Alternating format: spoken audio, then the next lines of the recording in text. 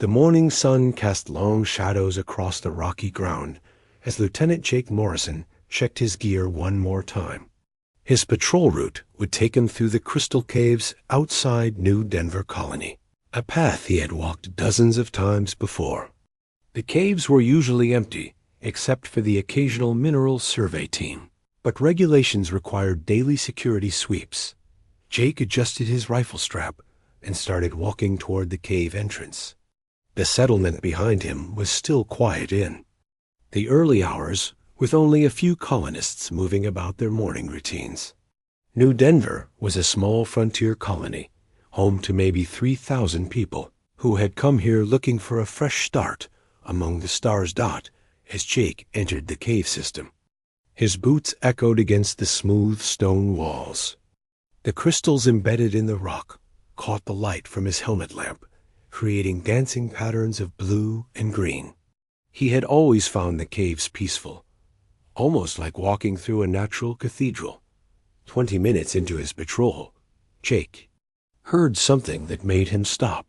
It was a low sound, almost like someone trying not to make noise while breathing hard. He switched off his helmet light and listened carefully.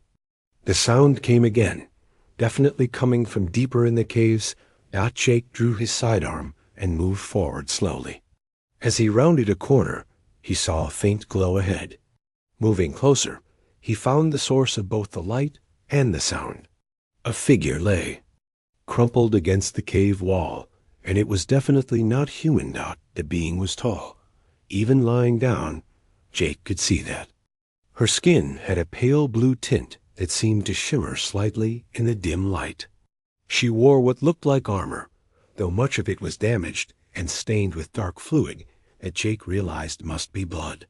Her breathing was labored, and she held one hand pressed against her side. Jake had never seen an alien in person before. The colony had been established in neutral space, and while everyone knew other intelligent species existed, contact with them was rare. This being was clearly female, though her features were more angular than a human woman's. Her hair was almost white and fell past her shoulders. As Jake approached, the alien's eyes snapped open. They were a deep violet color and held a mixture of pain and suspicion.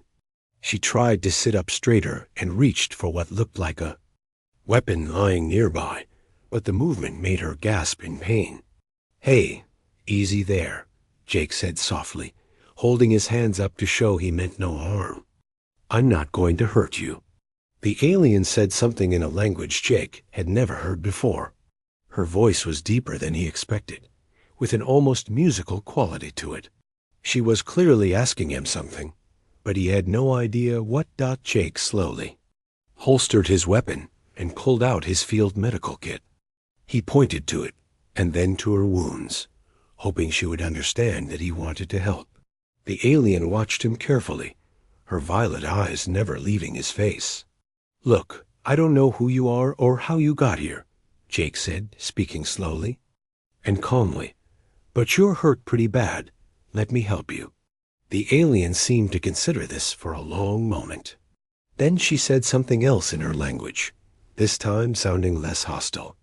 She moved her hand away from her side, revealing a deep gash that was still bleeding. Jake opened his medical kit and pulled out antiseptic and bandages. He moved slowly, always keeping his hands visible. The alien tensed when he first touched her wound, but she didn't pull away. Jake worked carefully, cleaning the injury and applying pressure to stop the bleeding. As he worked, Jake noticed other details about his patient. Her armor was beautifully crafted, with intricate designs that suggested both artistry and function. Several weapons lay scattered around her, all of them looking expensive and well-maintained. This was clearly someone important, not just a random traveler. "You're some kind of warrior, aren't you?"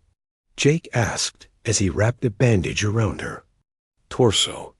The alien watched his face as he spoke, as if trying to understand his meaning from his tone and expressions. Jake had just finished treating her wounds when he heard voices echoing from the cave entrance. But these voices weren't human. They spoke in harsh, guttural tones that sounded nothing like the musical language his patient had used. The alien's eyes went wide with what Jake recognized as fear. She tried to get to her feet, reaching for her weapons, but she was still too weak from blood loss. Jake helped her sit back down and gestured for her to stay quiet. "Friends of yours?" he whispered. The alien shook her head vigorously and said something that sounded very much like a curse in any language. She pointed toward the cave entrance and made a slashing motion across her throat. The message was clear. Whoever was coming meant trouble. Jake grabbed his rifle and moved to a position where he could see the main passage. 3 figures came into view, and Jake immediately understood why his patient was afraid. These aliens were bigger and more heavily armed than she was. Their armor was cruder but looked effective, and they moved with the confidence of experienced hunters. The leader of the group said something to the others, and they spread out to search the cave system. Jake realized they were looking for the wounded alien. From their casual attitude, they expected to find her helpless and alone. Jake made a quick decision. He couldn't speak her language, but he could understand the situation well enough. This alien had been attacked by these others, and now they had come to finish the job. Whatever she had done to anger them, Jake wasn't about to let them murder a wounded being in his territory. The first hunter came around the corner where Jake was hiding. Jake hit him with the butt of his rifle, and the alien dropped without making a sound. Jake quickly dragged the unconscious body out of sight and took position again. The second hunter called out to his companion, then came looking when he got no answer. Jake was ready for him. A short, silent struggle later, and the second hunter joined the first in unconsciousness. The third alien, the leader, was more cautious. Jake heard him moving through the caves, calling out to his companions. When he got no response, his voice took on a more urgent tone. Jake decided to take the initiative. He stepped out into the main passage where the leader could see him. "Looking for someone?" Jake asked. The alien leader was clearly surprised to see a human. He said something in his harsh language, then raised what was obviously a weapon. Jake was faster. His rifle barked once, and the alien leader fell backward. Jake checked to make sure all 3 attackers were down, then returned to his patient. She was staring at him with an expression he couldn't quite read. Surprise, certainly, but something else as well. Respect, maybe. She spoke again in her musical language, and this time her tone was completely different. She placed her hand over her heart and bowed her head slightly. Then she pointed to herself and said, "Zara Thick." Jake understood. She was telling him her name. He pointed to himself and said, "Jake Morrison." Zarafik repeated his name carefully, her accent making it sound somehow more formal. Then she struggled to her feet, moving slowly but with obvious determination. She walked over to where several objects were scattered across the cave floor. Jake realized these must be what the attackers had been after. The objects looked like weapons, but unlike anything Jake had ever seen. They seemed to be made of the same crystal that grew naturally in these caves, but shaped and polished into elegant forms. Each one glowed with its own internal light. Zarafik gathered the crystal weapons carefully, handling them with obvious reverence. She said something to Jake that sounded like gratitude, then something else that sounded like a question. Jake helped her collect the remaining items. Whatever these things were, they were clearly important to her. Important enough that she had fought to protect them, and that others had tried to kill her for them. As they worked together in companionable silence, Jake realized that his quiet morning patrol had just changed his life forever. Jake helped Zarathik back to New Denver Colony, moving slowly because of her injuries. She leaned on him more than she probably wanted to, but her pride had to take second place to her body's need to heal.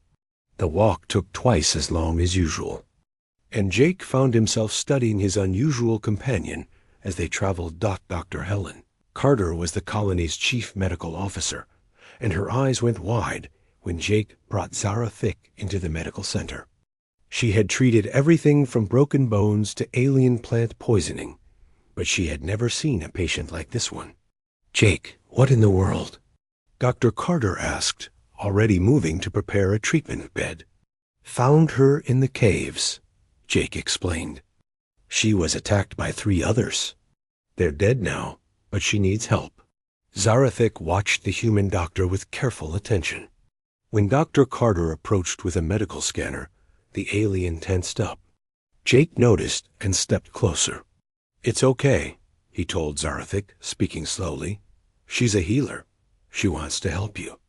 Zara Thick looked between Jake and the doctor, then nodded once. She seemed to understand that Jake was vouching for the older. "Dolman." Dr. Carter ran her scanner over the alien's injuries, frowning at the readings. "Her biology is different from ours, but not too different," Dr. Carter said. "I can work with this. She'll need to stay here for a few days while she heals." Jake translated as best he could using gestures and simple words. Zara Thick didn't look happy about staying in one place, but she understood the necessity. Over the next few days, Jake visited the medical center whenever he wasn't on duty. He brought a translation device from the colony's communication equipment, and slowly he and Zara Thick began to understand each other better. "My name is Zara Thick," she said through the device on the second day. Her voice sounded strange coming through the machine, but Jake was happy to finally hear her actual words.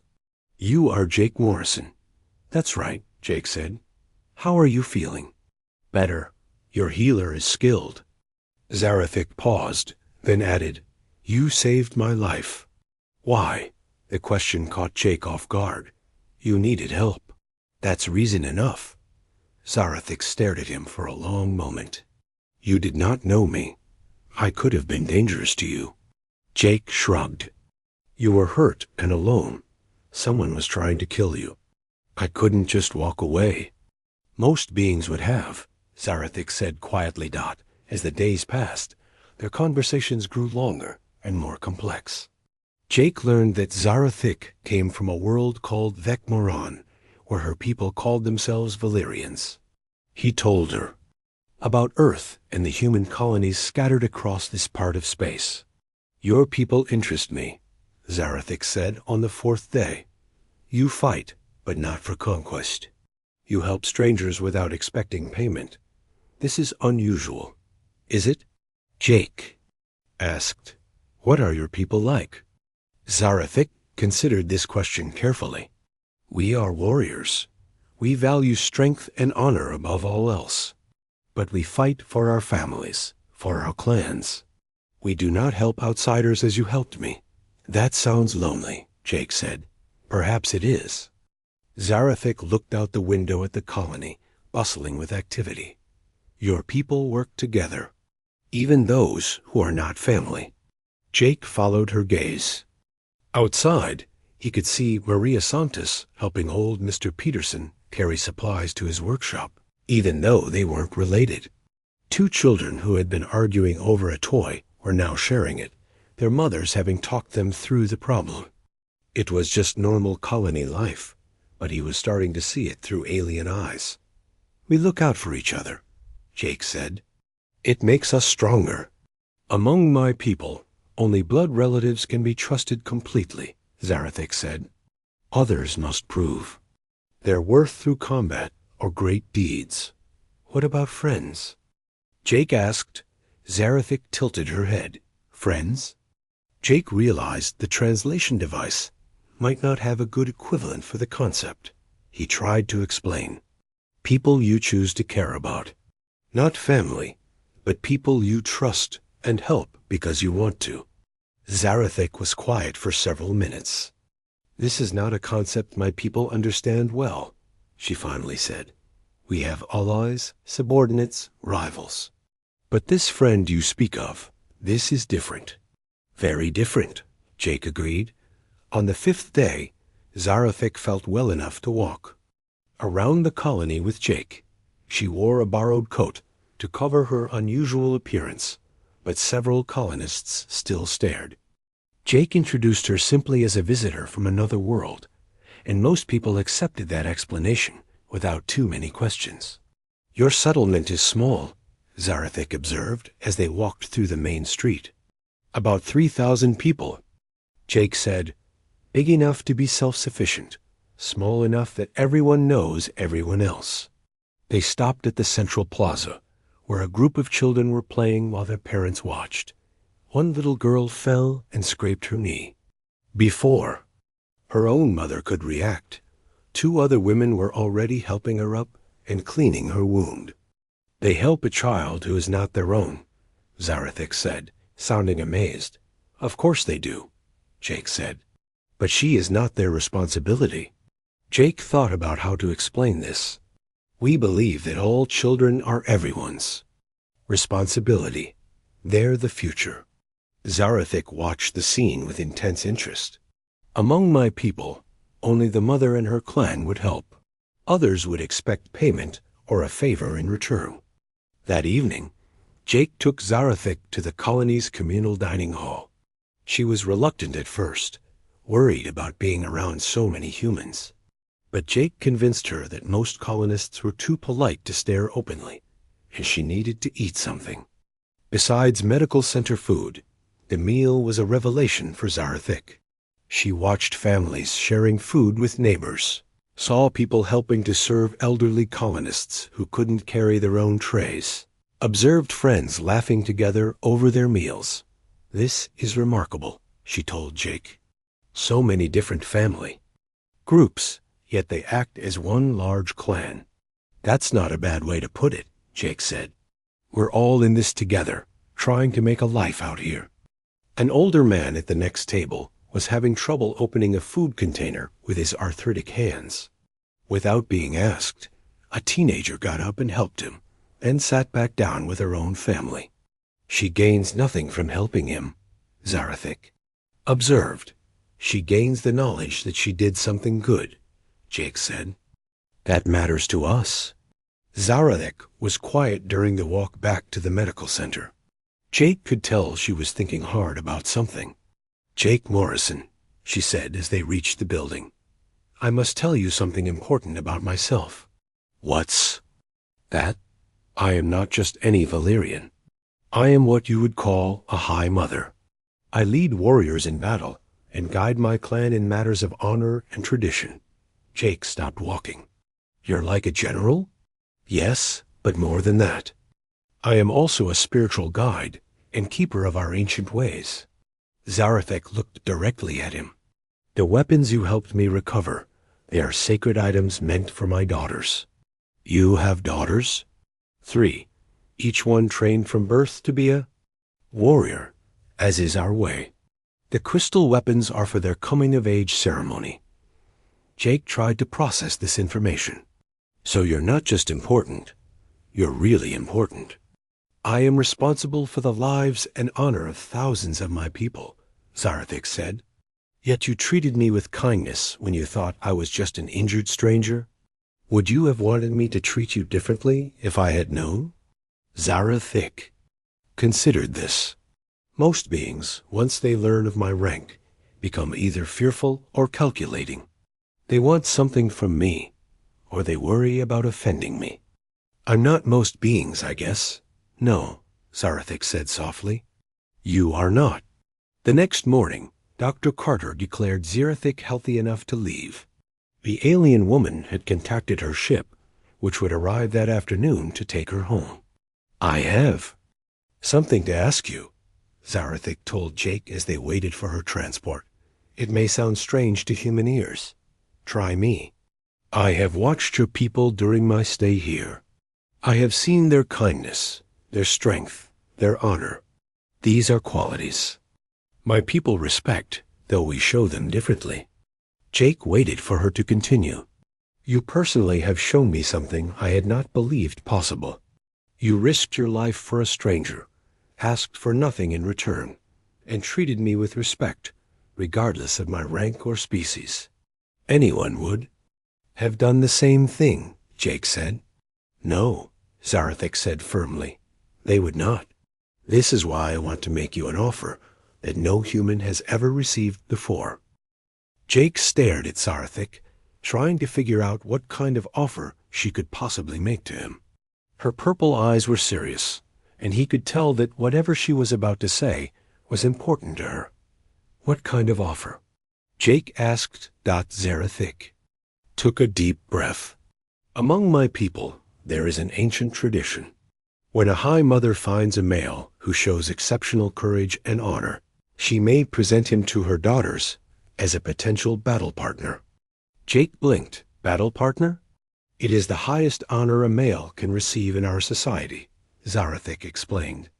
To be chosen by a High Mother's daughters means joining their warrior clan permanently. It means becoming family. I'm not sure. I understand, Jake said slowly. Zarathic seemed to struggle with how to explain it in human terms. Your people have marriage, yes? Where two beings choose each other for life. Yes, this is similar, but different. Among Valyrians, a battle partner bonds with not just one female, but with sister warriors.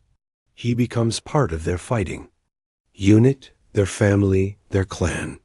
He shares their victories and their burdens. Jake felt his head spinning. You're talking about your daughters.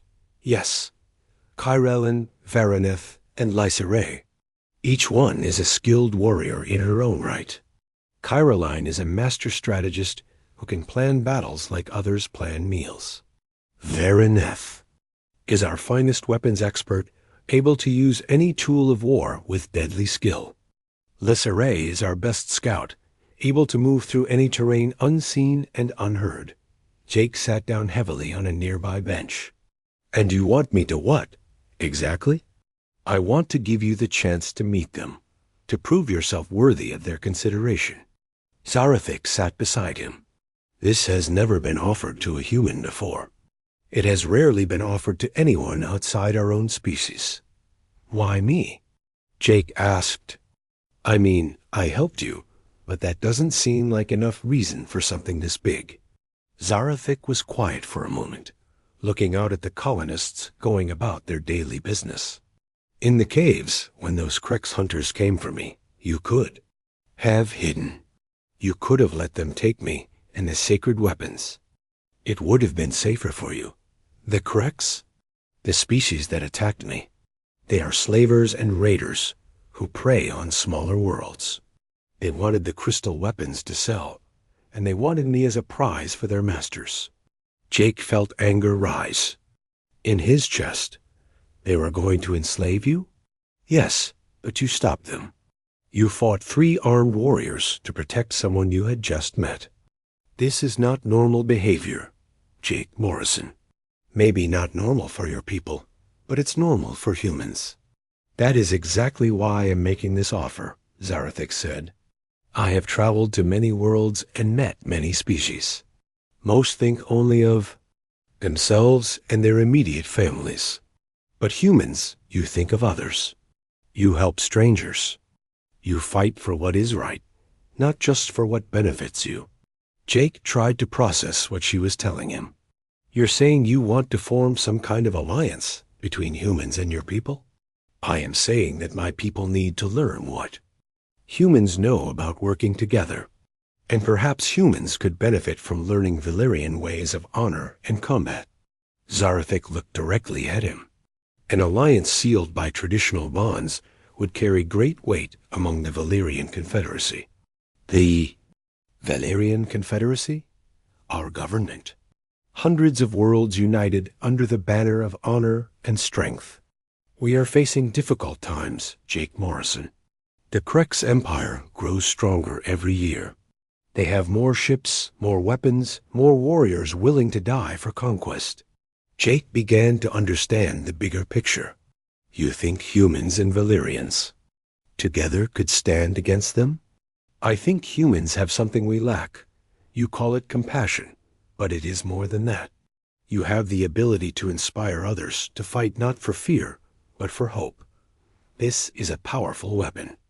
A ship's engines roared overhead, and they both looked up to see a sleek vessel descending toward the landing pad outside the colony. The ship was beautiful, with flowing lines that seemed to suggest both speed and grace. "That is my transport," Zarathic said.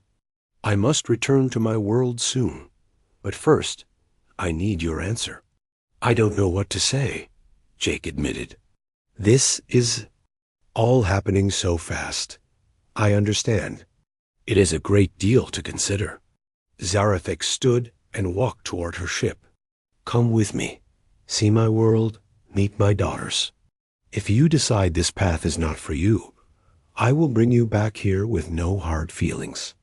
Jake watched colonists gathering to look at the alien ship. Children pressed their faces against windows, while their parents tried to get a better view. He thought about his quiet life here, his routine patrols, his simple existence on the frontier. Then he thought about what Zarathic had told him about the Krex Empire. Slavers and raiders who preyed on smaller worlds. How long before they decided? New Denver looked like an easy target? "If I go with you," Jake said, "and if your daughters don't think I'm worthy, what happens then?" "Then you return to your life here, with the knowledge that you were brave enough to try something no human has ever attempted before." "And if they do accept me?" Zarathic smiled, and for the first time since he had met her, she looked genuinely happy. "Then you become the first human to join a Valyrian warrior clan. You would be given new names, new honors, new responsibilities. Your actions would represent not just yourself, but all of humanity." Jake thought about that responsibility. To represent his entire species to an alien civilization. It was terrifying and exciting at the same time. "I would have to leave my job. Here, my friends, everything I know. For a time, yes. But bridges, once built, can be crossed in both directions. If the alliance I envision comes to pass, there would be much travel between our worlds." Dr. Carter approached them, carrying a medical bag. "I wanted to give you some supplies for your journey," she told Zarathic. "Just in case." Zarathic accepted the bag with a formal bow. "You have my gratitude, healer. Your skills saved my life." "Jake." "Saved your life," Dr. Carter said. "I just patched you up afterward." The doctor turned to Jake. "Are you really thinking about going with her?" "I'm thinking about it," Jake said. "It's a big decision," Dr. Carter said. "But maybe it's the right one. We've been isolated out here for so long. Maybe it's time we made some friends among the stars." Colony Administrator Williams joined them, along with several other colonists who had come to see the alien ship up close. Jake realized that half the settlement had gathered to watch. "Lieutenant Morrison," Administrator Williams said formally, "I understand you're considering an assignment off-world." Jake looked around at the faces of people he had known for years. These were his friends, his community. Leaving them felt like betraying a trust. "I don't know yet," Jake said. Maria Santos stepped forward from the crowd. "Jake, you saved all our lives more times than I can count. If you think this is important, then we trust your judgment." Old Mr. Peterson nodded agreement. "Boy's got good instincts. Always has." More voices joined in, offering support and encouragement. Jake felt overwhelmed by their faith in him. Zarathic watched this display with obvious interest. "Your clan supports you," she observed. "They're not my clan," Jake said. "They're my friends." "I begin to understand the difference," Zarathic said softly. "Among my people, such support would only come from blood relatives." The alien woman walked toward her ship, then turned back to face Jake and the assembled colonists. "I will wait one more day for your decision, Jake Morrison. Think carefully. What I offer will change your life forever." As Zarathic's ship lifted off to orbit the planet, Jake stood surrounded by his friends and neighbors. They didn't pressure him for a decision or try to talk him out of going. They simply let him know that whatever he chose, they would support him. That night, Jake walked through the colony one more time. He visited the places that had become familiar over the years. The medical center where Dr. Carter had saved so many lives. The workshop where Mr. Peterson built furniture that would last for generations. The school where children learned to read and dream of a future. He thought about what Zarethek had said about the Krex Empire, about slavers and raiders who preyed on smaller worlds. New Denver was exactly the kind of target they would find. Appealing, isolated, and lightly defended. Jake also thought about what he had seen in Zarethek herself. A proud warrior who had been willing to die protecting sacred artifacts meant for her daughters. A leader who put the welfare of her people above her own comfort. Someone who had recognized something valuable in human nature and wanted to build a bridge between their species. By morning, Jake had made his decision. Jake stood on the bridge of Zarethek's ship, watching through the view screen as Thekmoran grew larger ahead of them. The planet was unlike anything he had ever imagined. Floating cities hung in the air like jewels, connected by bridges of pure energy that sparkled with blue and gold light. "Your world is beautiful," Jake said to Zarethek, who stood beside him at the controls. "It is harsh as well," she replied. "The floating cities exist because the ground below is mostly desert and sharp rocks. Only the strong survive on Thekmoran." As their ship approached the largest floating city, Jake could see other vessels moving between the platforms. Some were sleek like Zarethek's ship, while others looked more like military craft with heavy weapons and thick armor. "That is the capital city of Morthalen," Zarethek explained. "My daughters live there, in the compound of our clan." The ship docked at a platform that extended from the city's edge. Jake followed Zarethek down the exit ramp, his boots making soft sounds on the strange metal of the dock. The air was thinner than he was used to, and he could feel the platform swaying slightly in the wind. "The gravity is lighter here than on your world," Zarethek said, noticing Jake's careful steps. "You will adjust quickly." Jake looked around at the alien architecture. The buildings seemed to flow together, like they had been grown rather than built. Valyrian citizens moved through the streets with purpose, their pale blue skin and white hair making them look like living sculptures. Many of them stopped to stare at Jake. He was clearly the first human they had ever seen. Some looked curious, others suspicious. A few younger Valyrians seemed excited, pointing and talking in their musical language. "Do not be concerned by their attention," Zarethek said. "You are a curiosity to them, nothing more." They walked through streets that curved and twisted in patterns that seemed random to Jake, but probably made sense to people who had grown up here. Finally, they reached a large compound surrounded by high walls. Guards at the gate bowed deeply when they saw Zarethek. "Hi, Mother," one guard said in accented English. "Your daughters are in the training grounds." "Thank you, Veltar," Zarethek replied. She turned to Jake. "My daughters know you are coming, but they do not know why. I wanted them to meet you before I explained the tradition I am invoking." Jake felt his stomach tighten with nervousness. What if they don't like me? Then you will learn something about yourself and return to your world wiser than when you left, Zarethek said simply. They entered the compound and walked through gardens filled with plants that glowed softly in the dim light. Jake could hear the sounds of combat training ahead, metal ringing against metal, and voices calling out instructions. The training ground was a large open area with different sections for different types of combat. In one area, Valyrians practiced with swords and spears. In another, they worked on hand-to-hand fighting techniques. A third section had targets set up for ranged weapons practice.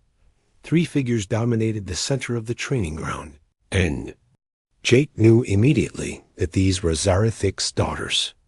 They moved with the same grace he had seen in their mother, but each one had her own distinct style.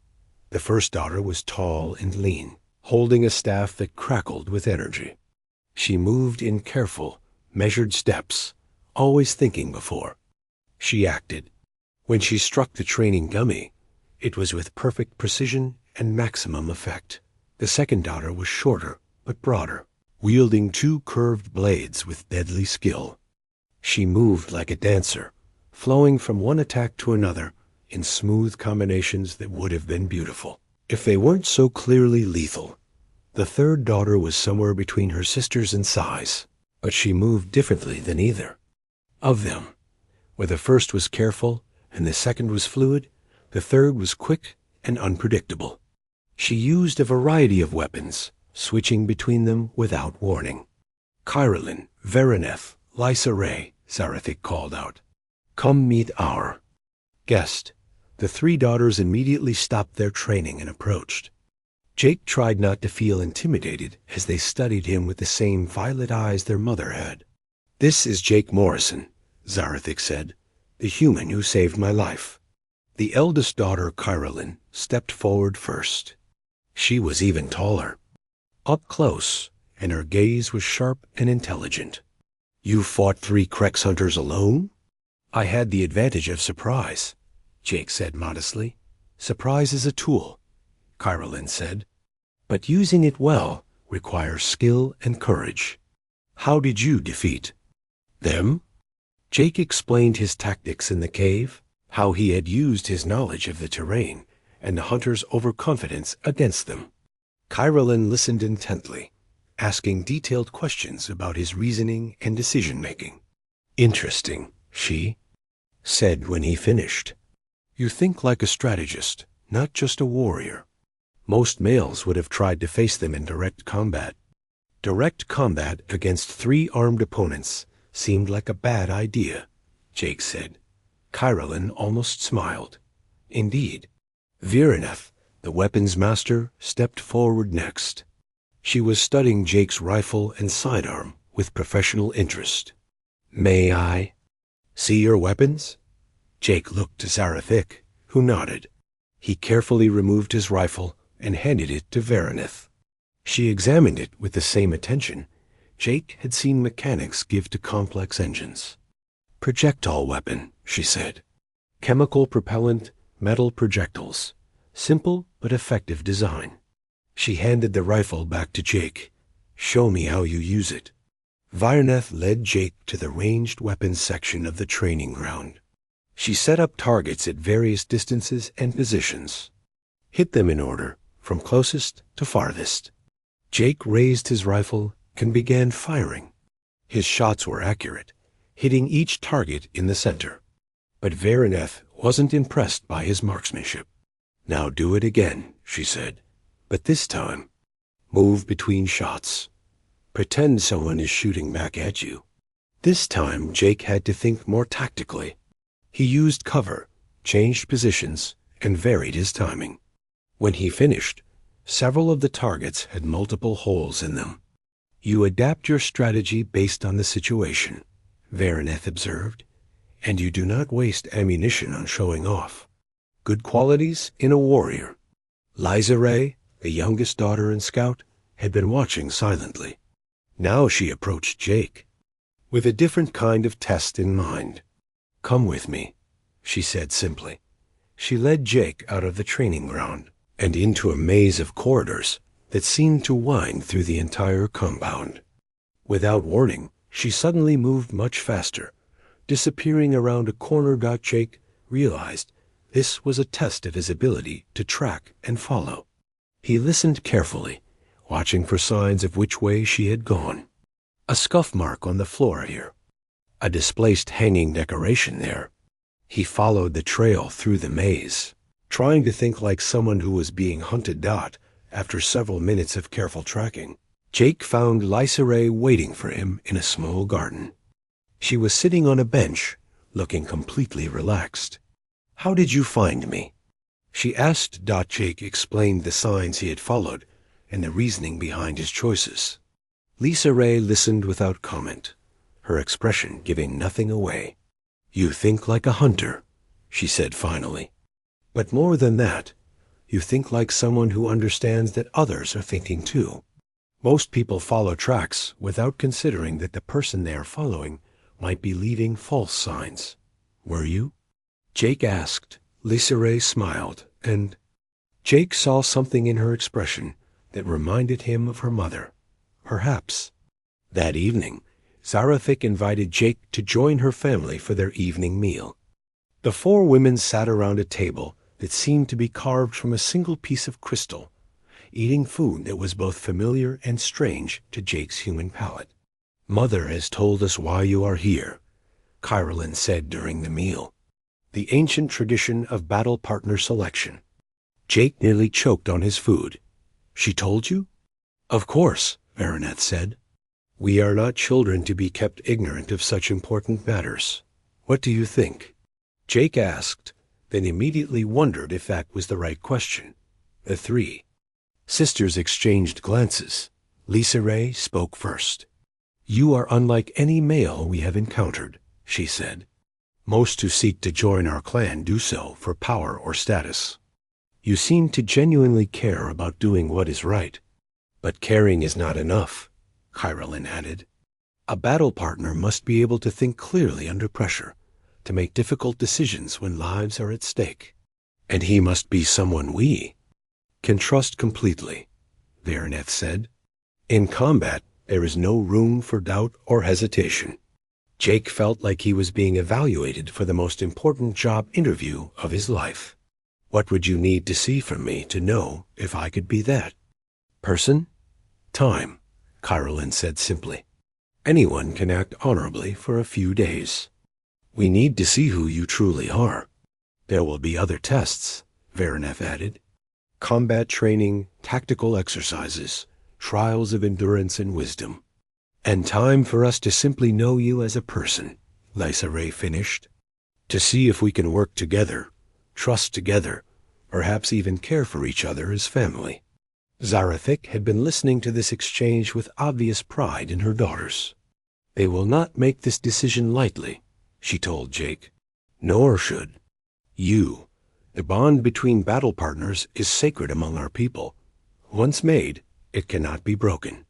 Jake looked around the table at the four Valyrian women.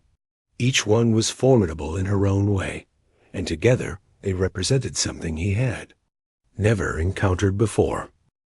Jake had been on Vekmoran for 2 weeks, training with Zarathik's daughters every day.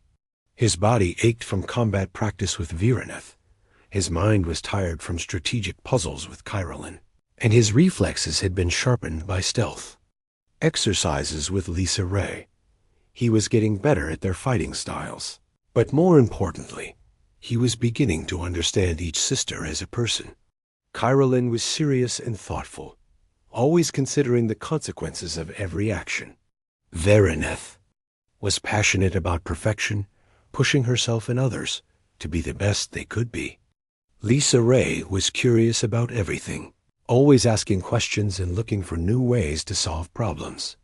On the morning of his 15th day, Jake was practicing sword work with Varaneth when alarms began blaring across the city. The sound was harsh and urgent, unlike anything Jake had heard before. "Attack warning," Varaneth said, immediately dropping her practice weapon and running toward the armory. "Real combat, not drill." Jake followed her, his heart racing. Through the compound's windows, he could see Valyrian warriors running through the streets, heading for defensive positions. In the distance, dark shapes were moving against the pale sky. "Krek's battle fleet," Kyrillin announced as she joined them in the armory. 15 ships, including 3 heavy cruisers. "They're targeting the government district." Zarathik appeared, already wearing her combat armor. "How did they get past our outer defenses?" "Unknown," Kyrillin replied while checking her weapons. "But they're here now, and they're not leaving without a fight."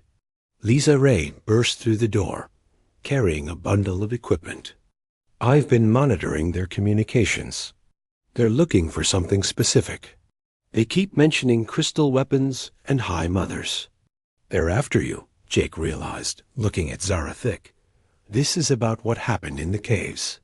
"Perhaps," Zarathik said grimly. "The Kreks do not forget insults or losses, but their timing suggests they have other goals as well." Varaneth handed Jake a set of Valyrian armor that had been modified to fit his human frame. "You wanted to prove yourself worthy," she said. "This is your chance." Jake strapped on the armor, feeling its strange weight and balance.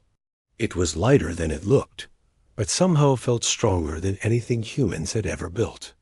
"What's the plan?" "The Krex will try to capture key positions in the city," Carolyn explained while studying tactical displays. "The governance center, the main power station, and the defense control hub. If they take all three, they can hold the entire city hostage." "We split up," Zarathik decided. "Carolyn, take a squadron and defend the government center. Varaneth, secure the power station. Lisa Ray, use your scouts to disrupt their communication lines." "What about me?" Jake asked. "You stay with me," Zarathik said. "We're going to the defense control hub. It's the most important target and the most heavily defended." As they prepared to leave the compound, explosions echoed across the city. Krex fighters were strafing the floating platforms, trying to destroy the energy bridges that connected them. Valyrian defenders fired back with weapons that sent streams of bright energy into the sky. Jake followed Zarathik through streets filled with smoke and chaos. Valyrian civilians were moving to shelter areas while warriors rushed toward battle positions. The discipline was impressive. Everyone knew their role and carried it out without panic. "There," Zarathik pointed to a massive building in the center of the city. "The defense hub controls all of our planetary shields and weapon systems. If the Krex capture it, they can turn our own defenses against us." They were halfway to the building when Krex dropships landed in the plaza ahead of them. Armored Krex warriors poured out, their harsh voices shouting orders in their guttural language. 15 of them, Jake counted quickly, maybe 20. Too many for a direct assault, Zarathik agreed. "We need a better approach." Jake studied the situation, remembering his lessons with Kyrallen about tactical thinking. The Krex were setting up a defensive perimeter around their landing zone, but they were focused on threats from the main streets. "The service tunnels?" Jake said, pointing to a maintenance entrance near the plaza. "We can get under them, come up behind their position." Zarathik smiled grimly. "You think like a Valyrian now." They made their way to the tunnel entrance, dodging Krex patrols and falling debris from the air battle above. The tunnels were dark and narrow, designed for maintenance workers rather than combat, but they led directly under the plaza. As they moved through the darkness, Jake heard Zarathik speaking quietly into her communication device. She was coordinating with her daughters, making sure each defensive position was holding. "Kyralyn has successfully defended the governance center," she reported. "Varaneth is engaged in heavy fighting at the power station. Lisa Ray has disabled 3 Krex communication nodes." "Your daughters are amazing warriors," Jake said. "They are," Zarathik agreed. "But today they fight not just as my daughters, but as your potential battle sisters. Watch how they coordinate with you." They emerged from the tunnels behind the Krex position. Jake could see the aliens had set up heavy weapons aimed at the defense hub entrance. Getting past them would require perfect timing and coordination. "On my signal," Zarathik whispered into her communicator. "Varaneth, create a distraction at the power station. Lisa Ray, disable their communications. Kyralyn, be ready to provide covering fire." Jake watched as the plan unfolded. Explosions from the power station drew the attention of half the Krex. Force. Their communications suddenly went silent, causing confusion in their ranks. Then Kyralyn's forces opened fire from across the plaza, forcing the Krex to split their attention in multiple directions. "Now," Zarathik said. They attacked from behind, catching the Krex completely off guard. Jake fought with everything he had learned over the past 2 weeks, using Varaneth's combat techniques and Lisa Ray's movement strategies while following Kyralyn's tactical principles. But it was more than just technique. For the first time since arriving on Nekmaron, Jake felt like he truly belonged here. He moved in perfect coordination with Zarathik, each of them covering the other's weaknesses and supporting their strengths. When Krek's reinforcements arrived, Jake didn't hesitate. He charged into their midst, drawing their fire away from Zarathik so she could reach the defense hub controls. A Krek's warrior's energy weapon caught him in the shoulder, spinning him around and sending him crashing into a wall. Jake struggled to get up, his vision blurred and his left arm useless. The Krek's warrior was advancing for a killing blow when three figures appeared as if from nowhere. Kyrillin, Vereneth, and Lysa Ray fought like a single organism, each sister covering the others in perfect harmony. They moved through the Kreks, forces like a force of nature, rescuing Jake and securing the plaza in minutes. "Are you badly hurt?" Lysa Ray asked, kneeling beside Jake to examine his wounds. "I live," Jake said, though the pain in his shoulder was intense. "You drew their fire deliberately," Vereneth observed. "You sacrificed yourself to protect our mother. She needed to reach the controls," Jake said. "It was the right tactical choice." Kyrillin helped him to his feet. "It was more than tactical. You acted as family acts, putting our welfare above your own safety." Inside the defense hub, Zarathik had successfully activated the planetary defenses. The remaining Krek ships were retreating under heavy fire from the city's weapon systems. "The battle is won," Zarathik announced as she rejoined them in the plaza. "Thanks to all of you." She looked at Jake, then at her three daughters. "I believe we have seen enough to make a decision." The three sisters exchanged glances, then Kyrillin stepped forward as their spokesperson. "Jake Morrison of Earth," she said formally, "you have proven yourself in combat, shown wisdom in planning, and demonstrated loyalty to our family. Will you accept the bond of battle partnership with us?" Jake looked at each of them in turn. Kyrillin, who had taught him to think like a strategist. Vereneth, who had shown him how to fight with honor. Lysa Ray, who had helped him understand the importance of seeing beyond the obvious. "Yes," Jake said simply, "I accept." The ceremony that followed was unlike anything in human culture. Ancient words were spoken in the Valyrian language, crystal. Weapons were exchanged, and ritual marks were placed on Jake's armor to show his new status. When it was over, Jake Morrison was no longer just a human Marine from a frontier colony. He was battle brother to 3 Valyrian warriors, member of a High Mother's clan, and the first human to be formally recognized by the Valyrian Confederacy. "What happens now?" Jake asked as they watched the sunset over the floating city. "Now, we build the future," Zarathik said. "An alliance between our peoples, sealed by bonds of honor and family. The Krek's empire will face not just Valyrian strength or human ingenuity, but both working together." Kyrillin placed her hand on Jake's uninjured shoulder. "You are our brother now. Where we go, you go. What we face together. And when we return to your world," Vereneth added, "we will train your people as you have trained with us. The universe is about to become a more interesting place," Lysa Ray said with a smile. Jake looked out at the stars beginning to appear. In the darkening sky, somewhere out there was Earth and New Denver Colony, and friends who were probably wondering what had happened to him.